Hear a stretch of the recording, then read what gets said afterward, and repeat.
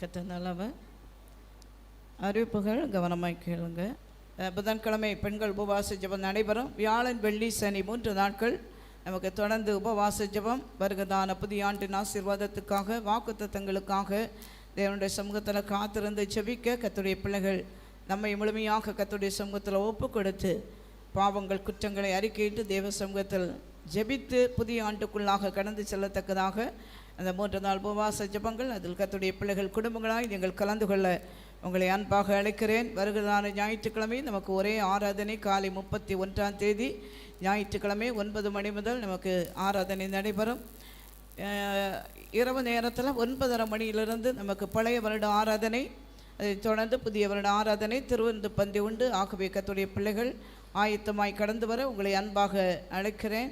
அது மட்டுமல்ல, பழைய வருட ஆராதனையில் ஸ்தோத்திர காணிக்கைகள் செலுத்த வேண்டும். புதிய வருட ஆராதனை தசம பாகங்கள் காணிக்கைகளை நீங்கள் செலுத்த வேண்டும். ஸ்தோத்திர காணிக்கைகளை கர்த்தர் செய்த நன்மைக்கு ஈடாக கர்த்தருடைய பிள்ளைகளாகிய நாம் அந்த காணிக்கைகளை செலுத்த கர்த்தருடைய பிள்ளைகள் தேவன் செய்த நன்மைகளை நினைவு கூர்ந்து செயல்பட கர்த்தர் உதவி செய்வாராக. ஹல்லேலூயா, ஹல்லேலூயா, ஹல்லேலூயா.